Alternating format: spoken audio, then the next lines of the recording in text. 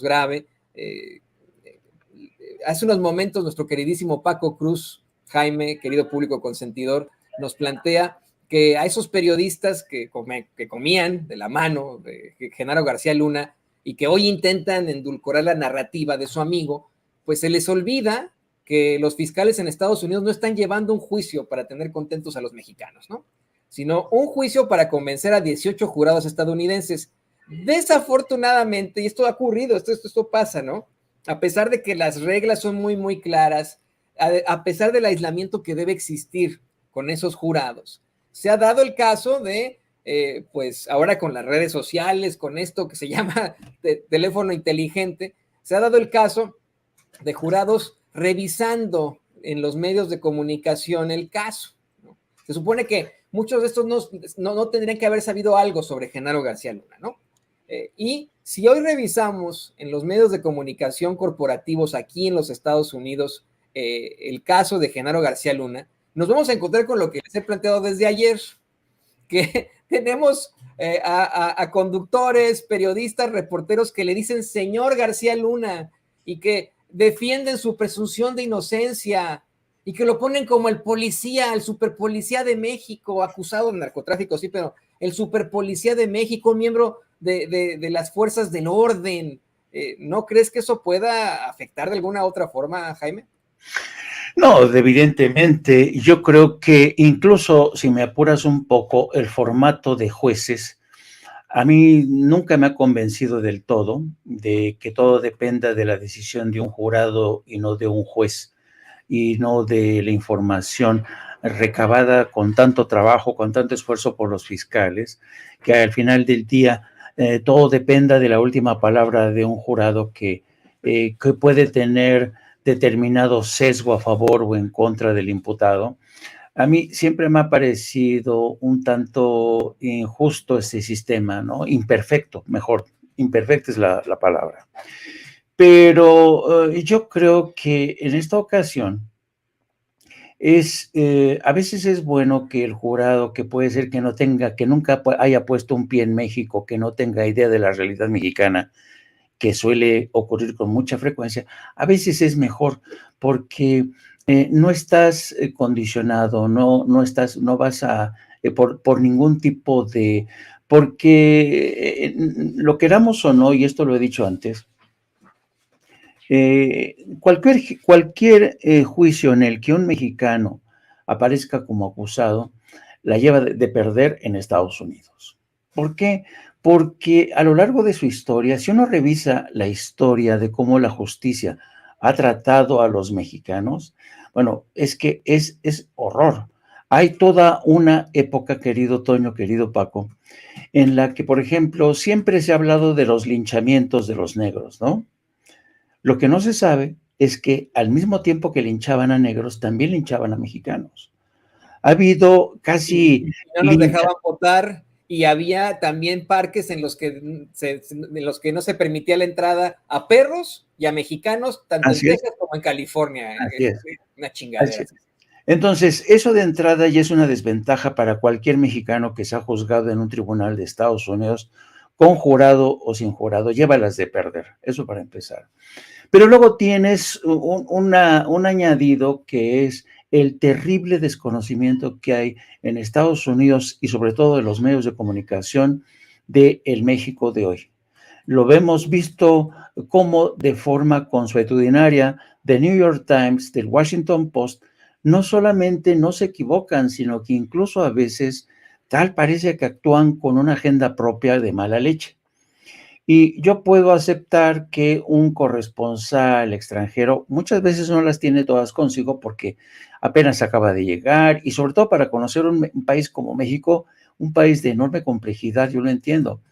Pero claro, hemos hablado de aquí de cómo además Estados Unidos es un país autista. Le interesa un carajo el mundo. Estados Unidos se mira el ombligo todo el tiempo, ¿no? Entonces, en el imaginario colectivo de Estados Unidos, la imagen de México se ha construido a través de las películas de Hollywood. Hollywood es el gran escritor de la historia, es el gran revisionista de la historia de México. En Hollywood siempre presentan la guerra de Estados Unidos contra México como, ya sabes, la liberación que hizo Estados Unidos contra los salvajes de México que habían sometido y asesinado a la gente en Texas, la historia del Álamo. A eso se reduce la guerra.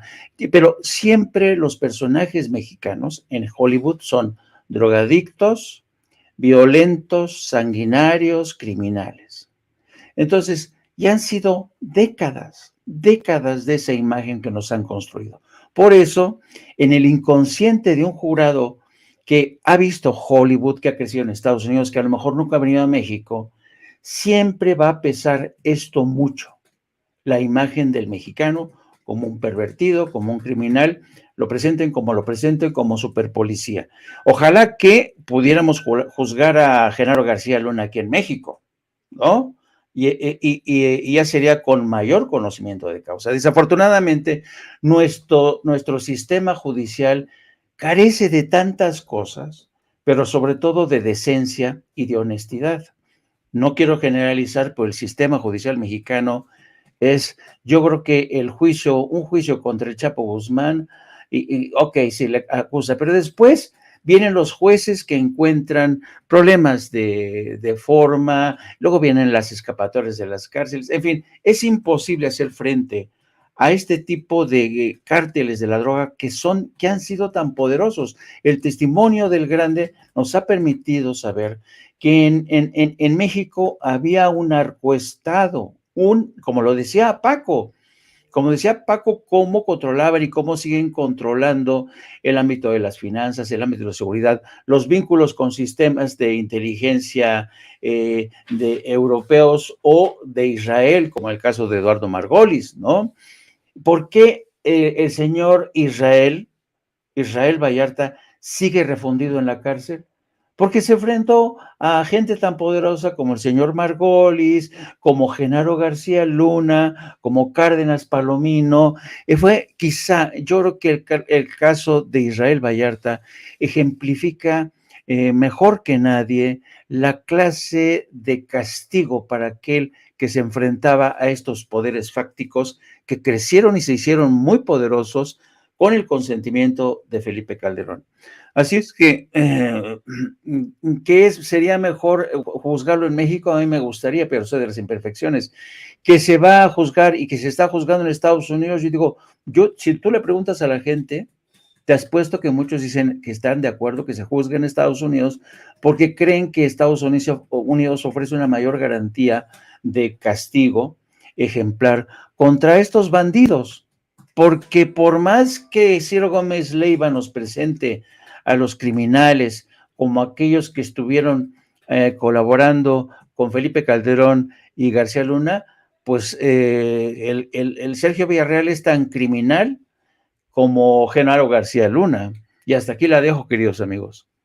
No, y saben que hay algo que comentaste que me pegó directamente, el racismo y cómo nos pintan acá los mexicanos, mi querido Paco.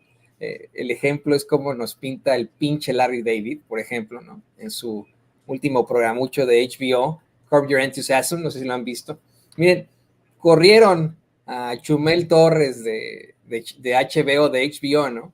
Pero Larry David nos sigue pintando como flojos, como borrachos, mentirosos, ladrones, gente con sobrepeso, y así esa es la imagen, ¿no? Que plantean los medios de comunicación de los mexicanos. Otro sujeto, se me fue el nombre de este, que tiene un programa en la noche, luego se me fue el nombre, pero tiene uno de estos programas en la noche y tiene un patiño que es un mexicano, que la verdad ni siquiera, no habla ni inglés ni español el señor ese, ¿no? Y nos deja muy mal parados, no es el estereotipo del mexicano, pero el estereotipo más chafa que existe. Eso es muy desafortunado. Yo también quisiera que en nuestro país juzgaran bien a los miembros del crimen organizado o a los políticos corruptos, pero bueno, pues si nos queda esto, qué remedio, y lo seguiremos comentando. Por eso es que, compañeros, les agradezco que se hayan conectado con nosotros, les ofrezco una disculpa en nombre de Vicente, que se tuvo que desconectar para entrar ya a la Corte del Distrito Este de Nueva York, se tuvo que meter de inmediato, les manda sus saludos, y pues les ruego que nos compartan sus redes sociales. Querido Jaime, que estás tú con la palabra, pues adelante, compártenos tus redes sociales, para que nos las comparta también el querido Paco.